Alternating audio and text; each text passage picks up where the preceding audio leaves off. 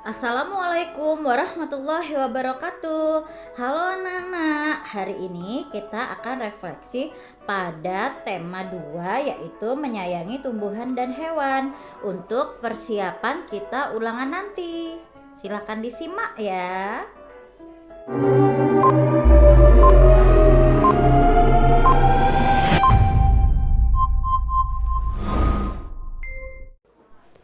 Yang pertama, kita mengulangi kembali materi PPKN tema 2. 4 perilaku terpuji. 1. Bersyukur merupakan perbuatan yang bertujuan berterima kasih kepada Allah. 2. Berterima kasih adalah ungkapan rasa syukur atas kebaikan yang telah diberikan orang lain kepada kita. 3. Meminta maaf. Meminta maaf merupakan salah satu cara kita menyadari kesalahan yang telah kita perbuat. Keempat, mendoakan orang lain merupakan salah satu rasa syukur kita kepada Allah dan cara kita berterima kasih kepada orang lain.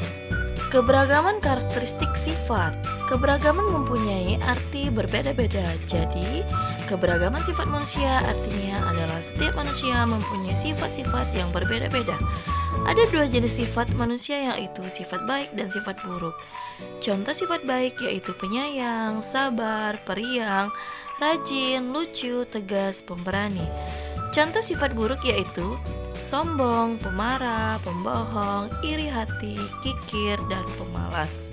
Peran anggota keluarga. Setiap keluarga mempunyai peran yang berbeda-beda.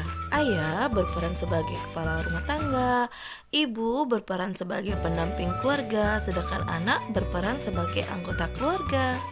Keberagaman profesi dan peran. Profesi adalah bidang pekerjaan dengan keterampilan tertentu. Setiap profesi memiliki perannya masing-masing. Contoh profesi yaitu dokter, guru, petani, polisi, tentara, dan masih banyak lagi. Selanjutnya, muatan pelajaran bahasa Indonesia. Materinya kita simak ya selama di tema 2.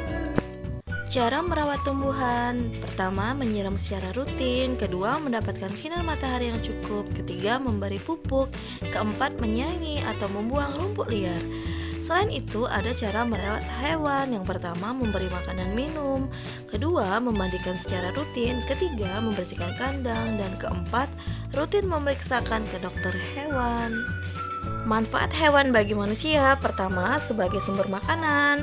Kedua, sumber bahan sandang, meringankan pekerjaan manusia, alat transportasi, dan sumber penghasilan. Nah, selain itu juga kita pada tema 2 ini belajar tentang dongeng. Dongeng merupakan cerita tradisional yang disampaikan secara turun-menurun. Ciri-ciri dongeng yaitu dengan alur sederhana, ceritanya singkat dan jelas, bersifat hayalan atau tidak nyata, ditulis dengan gaya bahasa. Sedangkan jenis-jenis dongeng ada mite, legenda, fabel atau sage ya. Tokoh dalam dongeng merupakan pemeran yang ada dalam cerita fiksi atau tidak nyata tersebut. Sedangkan watak dalam dongeng adalah karakter yang mempengaruhi segenap pikiran, tingkah laku, budi pekerti, dan tabiat yang dimiliki manusia. Amanat dalam dongeng merupakan suatu pesan moral atau nasihat yang disampaikan seseorang melalui cerita dongeng. Nah, selain itu juga kita belajar tentang wawancara. Wawancara merupakan suatu cara mengumpulkan informasi dengan mengajukan pertanyaan kepada narasumber. Narasumber adalah orang yang menjawab pertanyaan, sedangkan pewawancara adalah orang yang mengajukan pertanyaan. Tahapan wawancara yang pertama menentukan topik atau tema, kedua menentukan narasumber, ketiga menuliskan daftar pertanyaan dengan adik Simba. Selanjutnya, mari kita ulas kembali pelajaran muatan matematika selama di tema 2. Silakan disimak. Sifat pertukaran atau komutatif pada penjumlahan, contohnya 35 ditambah 15 sama dengan 50 akan sama hasilnya dengan 15 ditambah 35 sama dengan 50. Jadi kesimpulannya 35 ditambah 15 sama dengan 15 ditambah 35. Sedangkan pada perkalian, contohnya 5 dikali 2 sama dengan 10. Sedangkan apabila kita tukar, yaitu 2 dikali 5 sama dengan 10. Sehingga kita dapat menyimpulkan bahwa 5 dikali 2 akan sama hasilnya dengan 2 dikali dengan 5. Tentukan hasil dari 9 ditambah 5 dengan garis bilangan dapat kita gunakan dengan garis bilangan. Contohnya ya, kita buat dulu garis bilangan. Jangan lupa kita mulai dari 0 ya angkanya. Nah, 9 artinya kita tarik dari angka 0 menuju angka 9 sebanyak 9 langkah. Kemudian dari angka 9 kita tarik 5 angka, berarti di angka 14. Sehingga dapat disimpulkan 9 ditambah 5 sama dengan 14.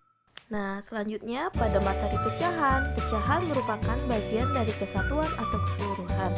Bilangan pecahan dapat digunakan untuk menyatakan suatu bagian dari benda yang utuh. Pecahan dinyatakan dalam bentuk A per B, dengan A yaitu pembilang, sedangkan B disebut penyebut. Selanjutnya, muatan pelajaran SPDP. Disimak ya anak-anak. Nah, pada materi SPDP ini masih ingat ya apa itu arti pola irama? Ibu ulangi lagi. Pola irama merupakan panjang pendeknya bunyi dalam suatu lagu yang dapat dihitung berdasarkan ketukan. Sedangkan karya mozaik merupakan karya seni rupa dengan teknik yang terbentuk dari 2 atau 3 dimensi untuk menciptakan sebuah gambar dengan menyusun kepingan-kepingan kecil berwarna atau potongan-potongan benda yang ditempelkan pada bidang datar seperti kertas, kain vas, dan lain-lain. Sedangkan fungsi mozaik yaitu dapat digunakan sebagai bahan dekorasi. Kedua, dengan membuat mozaik dapat membantu mengembangkan daya pikir, nilai estetik, dan kreativitas. Gerakan tari menirukan kucing. Pertama, pantomim merupakan kegiatan menirukan gerak dan ekspresi wajah seseorang. 5 langkah gerakan menirukan gerakan hewan kucing. Pertama, gerakan hewan. Kucing menguap, kucing menggerakkan ekornya, melompat, menerkam mangsa, atau mencakar-cakar dengan kukunya. Selanjutnya, muatan pelajaran PJOK. Disimak anak-anak ya untuk bahan ulangan nanti. Pada muatan PJOK ada namanya gerak non-lokomotor. Gerak dasar non-lokomotor merupakan gerak yang dilakukan tanpa berpindah tempat. Biasanya dilakukan pada saat pemanasan sebelum olahraga. Gerakan-gerakan ini membuat otot tidak kaku dan peredaran semakin lancar. Contoh gerak non-lokomotor yaitu gerak memutar, berjongkok, membungkuk, menekuk, mengayun, memutar, menekuk, dan meniupkan badan. Macam-macam gerakan melompat yaitu ada lompat katak, lompat kangguru.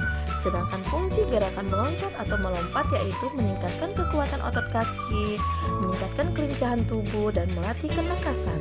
Langkah-langkah melompat kangguru, yang pertama siap-siap, melompat, mendarat. Adapun rintangan yang harus dilewati yaitu botol atau mangkok. Contoh gerakan memutar dan menekuk badan yaitu pada gerakan memutar badan, memutar lengan, memutar kepala, memutar pinggang atau tumit. Sedangkan pada gerak lompat kangguru yaitu menekuk kaki ke depan dan ke belakang. Pada permainan tapak gunung mengajarkan kita untuk bersifat sabar dan suportif dan selalu bersikap rendah hati. Alhamdulillah, itulah tadi rangkuman materi kita selama di tema 2. Semoga anak-anak dapat memahaminya dan siap menghadapi ulangan nanti. Selamat belajar. Wassalamualaikum warahmatullahi wabarakatuh.